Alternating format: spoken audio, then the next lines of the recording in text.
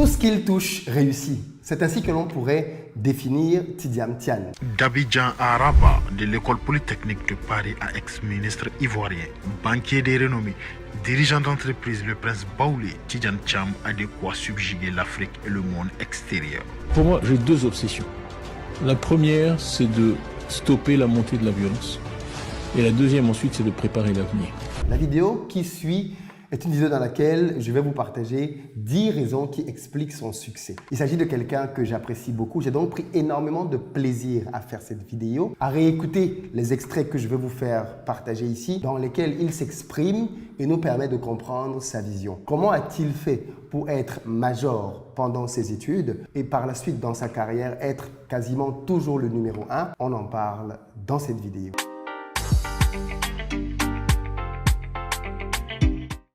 Salut à toi, bienvenue sur ma chaîne, moi c'est Philippe Simo. Et si je te parle de business, parce que c'est avec ça qu'on va développer notre continent. Donc si ça t'intéresse, tu t'abonnes et tu partages les vidéos. Pour ceux d'entre vous qui êtes en Côte d'Ivoire ou qui arrivez prochainement à Abidjan, si vous avez besoin d'un véhicule pour vous déplacer ou alors d'un logement de très bon standing proche de toutes les commodités, contactez-nous. Vous avez le numéro qui s'affiche pour les véhicules et dans la barre de description, vous avez les liens pour les appartements. Nous avons plusieurs appartements de très bon standing. Regardez vous-même ce qui vous convient en fonction des disponibilités. Et puis pour les véhicules, on a pick-up, SUV, berline, neuf. Si comme moi, vous voulez lancer des business pertinents sur le continent africain, sachez que j'ai créé un programme de formation et d'accompagnement dans lequel mes équipes et moi vous accompagnons à déterminer les bonnes idées de business en fonction de votre budget et du pays dans lequel vous voulez vous lancer. Et derrière, nous vous aidons à pouvoir les implémenter. Si ça vous intéresse, vous avez un numéro WhatsApp, contactez-nous. Si vous avez de la famille au pays, il vaudrait mieux leur acheter ce genre de programme de formation qui d'ailleurs est à des prix réduits plutôt que de leur offrir des gadgets qui quelques semaines, mois après, cesseront de leur être véritablement utiles. Apprenons à pêcher plutôt qu'à donner des poissons. Alors aujourd'hui, comme je le disais,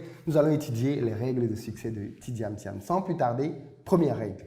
La première chose que je veux dire qui caractérise Tidiane Tian, c'est que c'est quelqu'un pour qui, en réalité, c'est l'excellence ou rien. Et on peut le voir très jeune. Tidiane Tian, au moment du baccalauréat, figurez-vous qu'il a été retrouvé en train de pleurer. Et généralement, quels sont les élèves qui pleurent après le bac? Ce sont les élèves qui n'ont pas eu leur examen. Il se trouve que Tidiane Tian ne pleurait pas parce qu'il n'avait pas eu son examen.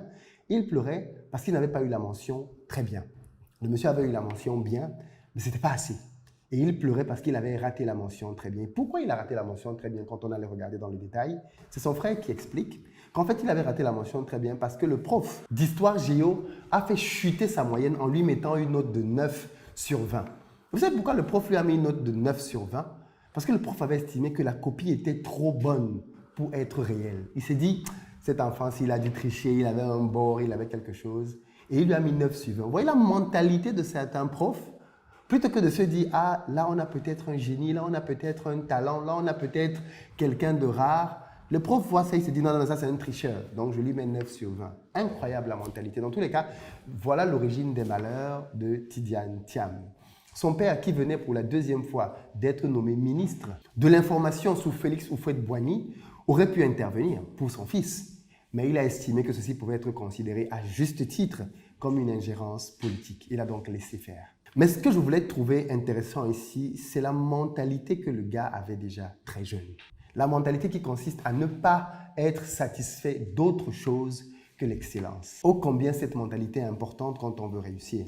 Beaucoup trop d'entre nous acceptons la médiocrité. Beaucoup trop d'entre nous acceptons des résultats qui sont passables. Parfois, tu fais un travail, moi ça m'est arrivé, tu fais un travail et pendant que tu es en train de faire le travail, tu sens que tu peux faire mieux. Tu sens que tu peux produire un meilleur résultat que celui-là. Mais bon, c'est pas grave, tu laisses et tu rends ce travail-là quand même. Le jour où j'ai décidé que je ne ferais plus ça, beaucoup de choses ont changé dans ma vie. Et je pense qu'on peut clairement apprendre ça de Tidiane Tian. L'excellence ou rien. Le deuxième point, qui découle d'ailleurs du premier, c'est que Tidiane Tian a eu des études brillantes. Vous avez certainement déjà dû l'entendre, mais Tidiane Tian n'est nul autre que le premier Ivoirien à avoir intégré la prestigieuse école française Polytechnique. Et d'ailleurs, pour que vous compreniez bien, à l'époque, il avait le choix. Parce qu'après sa classe préparatoire, je crois qu'il a fait à Versailles, il avait le choix entre Polytechnique, les mines et Centrale. Écoutez pourquoi il a choisi Polytechnique. Tu étais admissible aux 3 grandes écoles, Polytechnique, Centrale et l'école des mines, et pourtant tu as choisi Polytechnique. Pourquoi? Y a-t-il une raison particulière? Si j'ai choisi l'école Polytechnique, c'est parce que je crois que c'est celle qui dispense la formation scientifique la plus large et la plus étendue et qui rend donc plus facile une spécialisation ultérieure. Et ceci, bien évidemment, me ramène à un point que j'ai souvent partagé ici. Nous devons rechercher l'excellence dans les études. Pour ceux d'entre vous qui êtes encore dans les études, j'entends souvent des gens dire « Oui, mais à quoi ça sert d'aller à l'école? De toutes les façons, à la fin, on ne trouve pas de travail. » C'est très faux d'avoir ce genre de raisonnement. D'ailleurs, on va le voir par la suite, Tidiane Tian n'a pas trouvé du travail tout de suite. Mais mon père dit souvent, et j'aime bien cette phrase-là, entre deux personnes qui sont au chômage au quartier, l'une qui est diplômée, l'autre qui ne l'est pas, il y a un grand fossé qui les sépare. Le jour où il y a une opportunité, l'un d'eux peut la saisir, l'autre ne peut pas.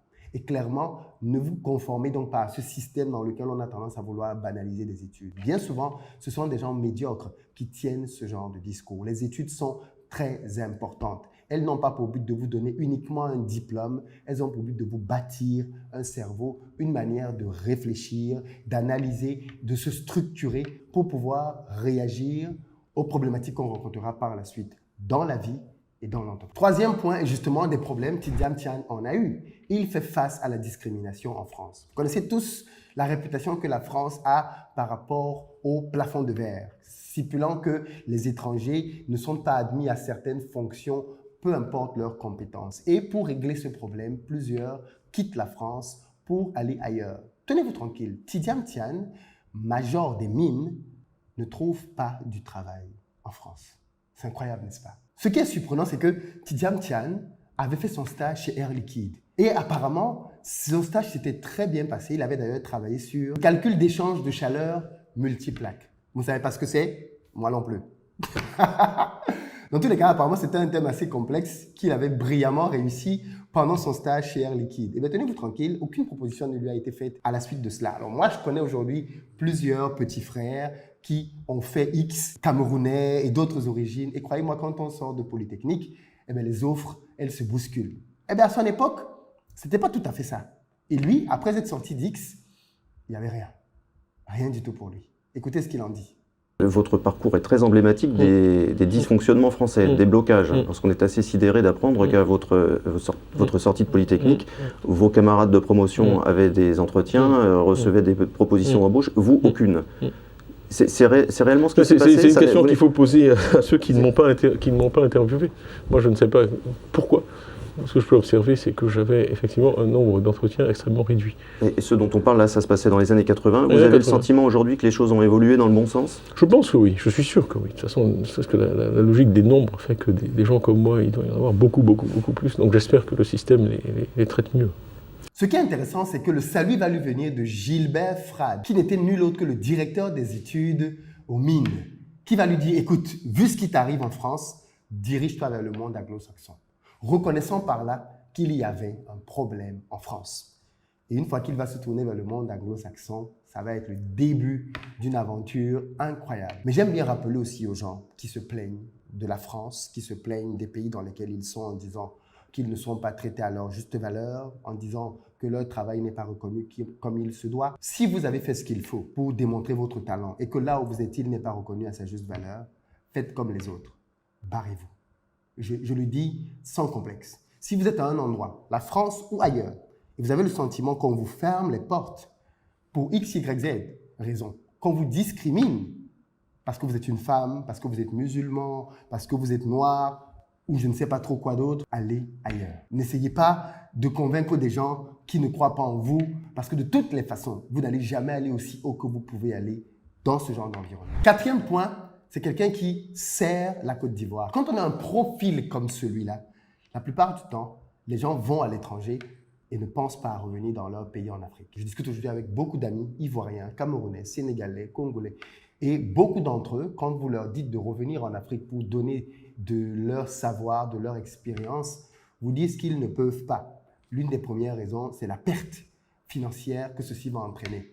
Quand on a fait les prestigieuses études que Tidiane Tian a faites, quand on a eu le parcours qu'il a eu, eh bien, tenez-vous tranquille, il a quand même décidé de répondre à chaque fois qu'il a eu un appel pour la Côte d'Ivoire. Et moi, je suis très attaché à la Côte d'Ivoire. Je suis vraiment en contact, comme vous l'avez souligné, quotidien. Avant de venir ici, j'écoutais des messages que m'ont envoyés des gens en Côte d'Ivoire. Je suis en contact avec des gens dans toutes les couches de la société, dans toutes les zones de la Côte d'Ivoire.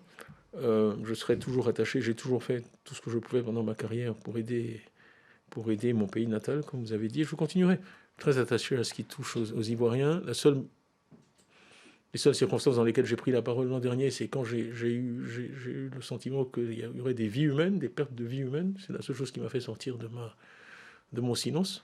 Et ça, c'est un combat que je n'abandonnerai jamais. Je ne tolère pas la violence, je n'aime pas la violence. C'est moralement condamnable et en plus, ça ne marche pas.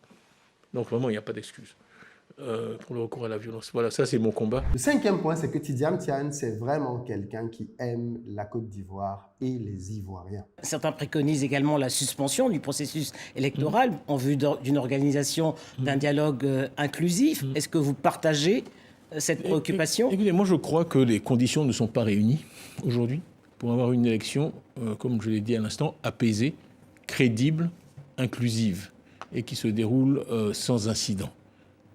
Or, en l'absence de ces conditions, on risque de repartir dans un cycle que l'on a trop bien connu de résultats d'élections qui sont contestés, donc non acceptés et de violence. Je pensais en venant ici au jeune Miessan, qui a 18 ans et qui est mort à Beaunois. Pourquoi est-ce qu'il est mort? D'une balle dans la tête.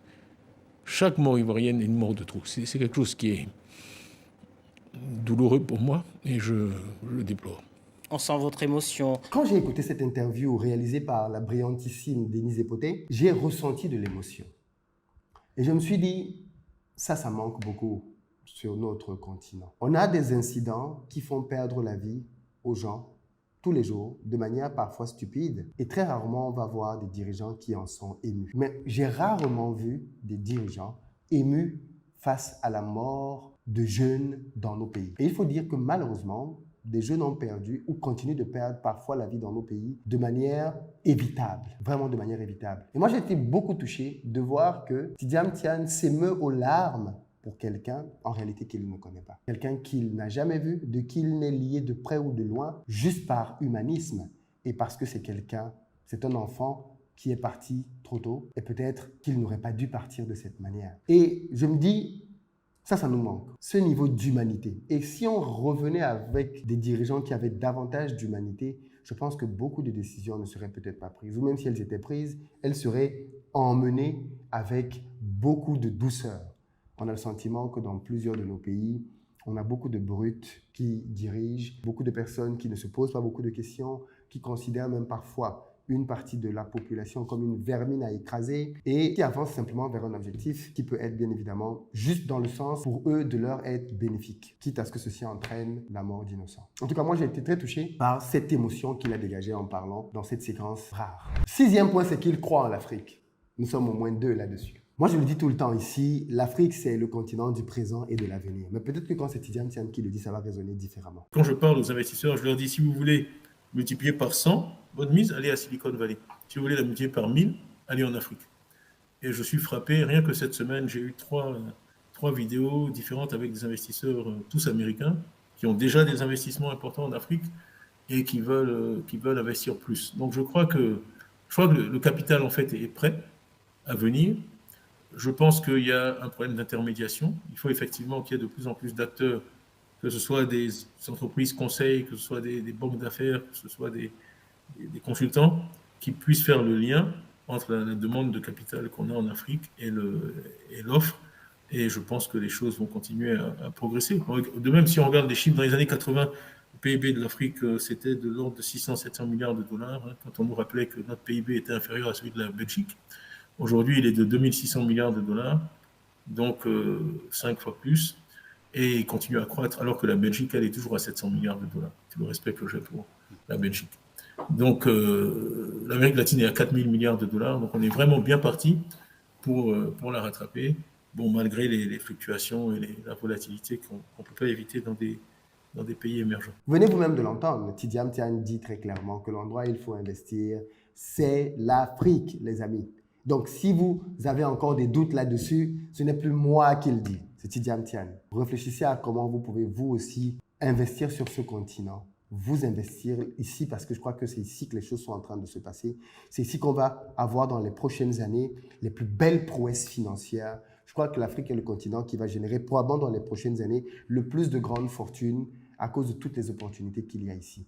Mais si vous voulez les saisir, il faut venir les chercher. 7e point, Tidjane Thiam, c'est quelqu'un de très, très intelligent. Et j'ai pris beaucoup de plaisir à l'écouter quand il parlait de l'une des erreurs communes que nous faisons sur le rôle des banques. Les amis, les banques ne financent pas l'économie et ne financent pas la croissance. Ce n'est pas leur rôle, contrairement à ce que l'on pourrait penser. Écoutez vous-même. On a tendance, parce qu'il y a une insuffisance de capital en Afrique, à aller tout de suite vers la dette. La dette doit venir après l'equity, pas avant. Et si vous regardez, j'essaie d'expliquer à tous les gens que tout l'argent qui est dans l'économie américaine, c'est l'argent des fonds de pension. On dit BlackRock, il gère l'argent des fonds de pension. PIMCO, il gère l'argent des fonds de pension. Ils passent leur temps à aller voir les fonds de pension dans tous les États américains, les pompiers de l'Idaho, les machins, pour rassembler. C'est ça qui fait les trillions de dollars. Et donc, moi, j'ai regardé ça d'assez près. Silicon Valley, si vous prenez Silicon Valley, qui est quand même le moteur de la création de valeur, de la création de richesse dans l'économie américaine, c'est d'abord l'argent des fonds de pension qui finance Silicon Valley. Donc, il y a vraiment une misconception. Les gens pensent que ce sont les banques qui financent l'économie. Ils financent l'investissement. Absolument pas. Les banques ont des contraintes en capital qui font qu'elles peuvent prêter un peu, mais elles ne vont jamais financer la croissance à long terme. Et donc, dans les économies africaines, c'est un chaînon manquant dans le système. Je veux dire, on a la démographie pour le faire, on a les besoins en investissement pour le faire, et en plus, on peut générer des retours extrêmement élevés. Parce que dans la phase de développement où nous sommes, si on package les bons produits, on peut offrir à des... Bon, tout à l'heure, je crois que les gens parlaient de risk return, on peut offrir à des épargnants, sur le long terme, un risk return qui est très attractif. Ceux qui parmi vous sont allés à Abidjan ont peut-être vu qu'il y a un grand pont, le 3e pont, Riviera Marcory. Ça, c'est un projet sur lequel j'ai passé personnellement plus de 5 ans, et on l'avait bouclé en décembre 99, avant qu'il y ait le coup d'État. Les travaux avaient commencé, on avait posé la première pierre. Mais le point intéressant, c'est que je n'arrivais pas à boucler l'equity du projet. Quand vous voulez de la dette, il y en a toujours. Les marchés financiers fonctionnent de telle façon que la dette, c'est facile. C'est moins risqué, il y a une surabondance de capital. Ce qui est difficile, c'est de trouver de l'equity, qui vous permet ensuite de vous leverager pour faire le projet. Et j'étais allé voir, il se trouve bizarrement, parce que les États francophones, malheureusement, sont dans des systèmes de retraite par répartition, pour l'essentiel, ce qui fait que ce point n'est pas compris. Et il y avait une bizarrerie, c'était que l'armée avait un fonds de pension en Côte d'Ivoire. Donc j'étais allé voir le général Koulibaly qui dirigeait le fonds de pension de l'armée, et je lui ai vendu mon projet de pont à péage en disant voilà le projet qui va payer les retraites de vos militaires, et vous pourrez donc leur expliquer ça. Et c'est un homme ouvert, et il avait accepté. Donc c'était très bizarre parce qu'on avait réuni tous les financiers au dernier étage de la BAD à Abidjan, la Banque africaine de développement. Et il y avait un général en uniforme, et personne ne comprenait ce que le général faisait à la signature des accords de financement. Mais c'était exactement une des fonctions, pour moi, essentielles de l'assurance. Dans un continent où on a cette démographie qui est potentiellement un problème futur, où on a des opportunités d'investissement avec des retours très, très, très élevés. Moi, un des projets que j'ai fait qui a eu le plus de rentabilité, c'est qu'on a fait l'interconnexion Côte d'Ivoire-Mali. En Côte d'Ivoire, on avait de l'électricité, de l'autre côté de la frontière, c'était le noir. Et donc, juste tirer cette ligne, les retours étaient des retours à 3 chiffres. Donc, on peut vraiment rentrer dans des cercles vertueux où on va, faire des investissements de haute qualité. On a parlé aussi de ESG tout à l'heure, on a parlé de solaire, on a parlé d'énergie éolienne. On peut développer tout cela, ce qui est pour le plus grand bénéfice des économies africaines, préparer l'avenir en fournissant des retraites aux futurs retraités africains, et éviter de tomber dans le problème de la dette. Parce que cette dette, vous finissez par emprunter en monnaie étrangère, avec un risque de change important pour des projets qui souvent n'ont que des recettes en monnaie locale. 8e point, sa plus grande fierté, ce n'est pas l'argent qu'il a pu faire, et il en a fait. Sa plus grande fierté est totalement ailleurs. Écoutez. De votre carrière internationale, Tidjane Thiam, de McKinsey à Prudential, à Crédit Suisse, quels sont les succès dont vous êtes le plus fier? Moi, j'ai pas tendance à... Vraiment, une des choses qui me rend le plus fier, c'est d'amener des gens à faire des choses dont ils ne se croient pas capables. Toute ma vie. Des exemples Oui, pour je appuyer pense que C'est un peu embarrassant, je ne veux pas citer de nom, mais quand j'ai nommé des directeurs ivoiriens à la DCGTX, un des plus importants, il me fuyait presque. Après, il est venu dans mon bureau et il m'a dit « Mais qu'est-ce que je vous ai fait ?» Parce qu'il avait tellement peur d'échouer qu'il considérait que c'était un geste hostile de donner cette promotion. Je lui ai dit « Je ne dirai pas son nom, monsieur Attel. Ça va aller. Moi, je suis là, je vais vous tenir. » Il a un grand succès, il est devenu un expert international, il donne des conférences maintenant jusqu'en Asie. Bon, voilà, ça me donne beaucoup, beaucoup de plaisir parce que dans mes goûts, la base de tout, c'est la confiance en soi. C'est tout. C'est le plus important capital de l'être humain. Je dis souvent que le rôle d'un parent vis-à-vis d'un enfant, c'est de l'amener à l'âge adulte avec le maximum de confiance en soi, parce que c'est ça le capital qui va lui permettre de passer à travers les écueils de la vie, etc. Donc dans toutes ces choses-là, et j'étais touché quand je suis revenu. Les agents du MNET sont venus me voir, on était tous en larmes, parce que ça faisait 20 ans. Si je peux diriger un endroit, et que je reviens plus de 20 ans après, et que les gens viennent d'eux-mêmes me voir, alors que je ne peux plus... Vous savez, on dit en islam, les prières les plus précieuses sont celles qu'on dit après votre mort. Bon, parce que vous ne pouvez plus rien faire. Les prières adressées aux défunts. Non, à Dieu, oui, en votre nom. En parce que défunts, vous ne pouvez plus rien faire pour les gens. Donc, quand vous avez été leur patron 20 ans avant, qu'est-ce que vous pouvez faire pour eux? Donc, c'est là qu'il vous montre vraiment peut-être l'appréciation du travail que vous avez fait. Donc j'ai encore des messages dans mon téléphone de gens de Prudential qui m'écrivent « J'ai reçu un bon anniversaire du réceptionniste de Crédit Suisse, cette année, le 29 juillet. » J'étais très touché. Aziz Taïa, ah, monsieur le directeur, un bon anniversaire. Je suis parti il y a des années. C'est à ça que je mesure mes succès, pas aux chiffres. Je vous ai dit, il n'est de richesse que d'homme. La richesse matérielle, vous la laissez ici sur Terre. Elle est éphémère, évidemment. Vous la laissez ici sur Terre. Ça, c'est la classe. Ça, c'est un grand dirigeant. Ça, c'est un grand leader. Changer la vie des gens.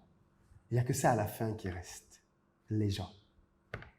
9e point, il ne s'accroche pas au pouvoir. Écoutez vous-même cet extrait et écoutez la réaction du journaliste. Il y a une de vos phrases qui a constitué un choc pour moi quand je l'entends dans une interview. Quand vous quittez le Crédit Suisse, vous dites que vous n'aspirez plus à être président, directeur général d'une multinationale. Pourquoi? On m'a proposé, c'est pas un secret, Unicredit, qui est la première banque italienne, m'a proposé de prendre la direction d'Unicredit après. Non, parce que je pense que dans la vie, il faut se renouveler. Moi, je suis quelqu'un qui trouve beaucoup de satisfaction dans le fait d'affronter, de relever de nouveaux défis. Et j'avais été CEO 11 ans, c'est rare, avec des résultats trimestriels tous les 3 mois. Faire ça une 3e fois, déjà j'avais hésité à le faire une 2e fois. Et donc la 3e fois, non. Et je parle beaucoup d'entrepreneurs et d'entrepreneuriat, et c'est quelque chose que je n'avais pas fait dans ma vie. Et donc je voulais vraiment un peu partir, être à mon compte, être mon propre patron et arrêter de travailler pour les autres. Vous l'avez vous-même entendu, le journaliste dit qu'il a été choqué. Un grand journaliste qui a l'habitude de faire des reportages à des politiciens, à des entrepreneurs. Et il est choqué pourquoi? Il est choqué parce qu'il entend quelqu'un quitter le pouvoir et dire que ça ne l'intéresse plus. C'est incroyable, n'est-ce pas? C'est incroyable parce que dans nos pays, beaucoup trop de gens s'accrochent au pouvoir, comme s'il n'y avait pas une vie après le pouvoir. Moi, je suis toujours très... Regardez comment, dans plusieurs pays dans le monde, plusieurs présidents qui ont dirigé des pays s'asseyent ensemble et discutent, venant même de bords politiques différents.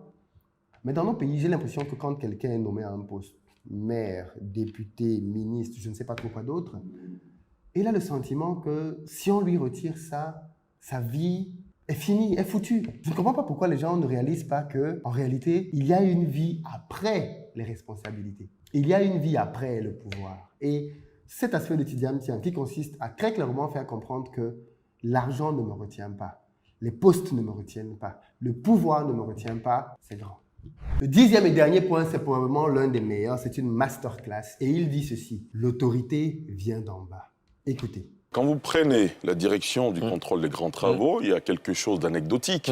On vous dit, que cela fait quelques mois que les employés de cette direction n'ont pas été payés, n'ont pas reçu leur salaire. Je vois que vous avez bien fait votre travail. Vous avez bien fait votre travail. J'essaie. Oui. Donc j'ai pris la direction de cette entreprise à 31 ans avec 4000 employés, effectivement, sachant qu'ils n'avaient pas été payés et qu'il n'y avait aucune perspective de les payer à un horizon raisonnable. Donc ça a été une grande leçon de management. Et si vous me permettez, je vais citer mon père, mais il disait toujours quelque chose qui m'a marqué, l'autorité ne s'exige pas, elle se consent.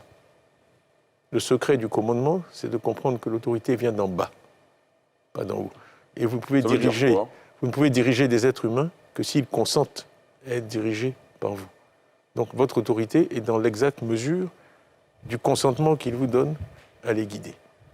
Donc il faut toujours s'évertuer à obtenir le consentement de ceux qui sont en bas, parce que c'est ça le fondement de votre autorité et le fondement du pouvoir. Sinon, vous pouvez exercer une fonction, mais sans pouvoir. Et comment vous avez réussi, vous, à avoir le consentement de ceux qui... Il y a des choses assez simples. Je pense que d'abord, il faut être honnête. Je ne leur ai pas menti. Je leur ai dit que j'arrivais, je les ai réunis sur la... D'abord, la première chose que j'ai faite, c'est que j'ai demandé à rencontrer tout le personnel. J'ai passé une journée à faire le tour des bureaux. Il y a plusieurs implantations de la DCGTX à l'époque dans Abidjan, et je suis rentré dans chaque bureau et j'ai serré la main de chaque employé. Donc à la fin de la première journée, j'avais serré la main à chaque employé de la DCGTX. C'est un objectif important. Que chacun puisse mettre un visage sur ce nom, peut-être qu'ils avaient entendu parler de moi, etc. Mais je suis là, je suis un être humain, je suis avec vous. Ça m'a permis de me rendre compte d'un tas de problèmes. Parce que quand vous passez, j'ai vu que les imprimantes ne marchaient pas. J'ai vu au garage que les voitures n'avaient pas de pneumatiques. J'ai vu que les climatiseurs étaient en panne. Si j'étais rentré dans mon bureau, dans une tour d'ivoire, en demandant aux gens de venir me voir, j'aurais mis des mois à découvrir la situation. C'est un de mes patrons qui m'a dit, quand tu prends une entreprise, il faut toujours... faire le tour. Voilà. Et c'est une recette qui a marché? Toujours. Donc je fais toujours ça. Donc je suis allé voir et ça m'a donné aussi... Bon. Et puis ça montre aux gens qu'ils sont importants pour vous. Parce que aucun dirigeant ne dit « les gens ne sont pas importants pour moi ». Tout le monde dit oui, les hommes sont ma première ressource, mais ils ne vous croient que si vos actes sont en accord avec vos comportements. Mais quand on est à la tête d'une entreprise qui emploie près de 4000 personnes, c'est quand même difficile de faire le tour de chacun. Je l'ai fait. J'ai fait le tour. J'ai serré beaucoup de mains et le lendemain, je les ai réunis. J'ai dit voilà, moi, je suis arrivé ici sans personne. Pas d'équipe, pas de collaborateurs, j'ai juste amené ma sacoche. Et puis, ma détermination, ma volonté. Ce que je vous dis, c'est que je serai là tous les jours avant vous et je partirai après vous. Et puis, on va travailler ensemble. Mais je vais m'attacher d'abord à, je ne veux pas donner trop de longues réponses, mais à remettre la machine en route. Donc, avant de vous payer, je vais vous donner les instruments du travail. Et si nous travaillons bien, le gouvernement reconnaîtra notre travail et nous paiera. Mais le préalable à être payé, c'est de produire. Parce qu'on avait une situation critique. Le ministre Lamine Fadiga, que je salue également, m'a appelé le lendemain de ma nomination. On va parler d'un projet qui s'appelait le projet Foxtrot. En fait, en 1994, les barrages étaient vides. Donc on allait vers les délestages en 1995, l'année de l'élection présidentielle. Donc la première mission qui m'a été confiée, c'est de dire il faut que tu nous construises une centrale thermique en 6 mois et on n'a pas d'argent. Donc, challenge. Voilà, c'était en avril. Donc, je vais plus vite. Bon, en juillet, on avait signé le contrat de la centrale Cyprel qui a été construite.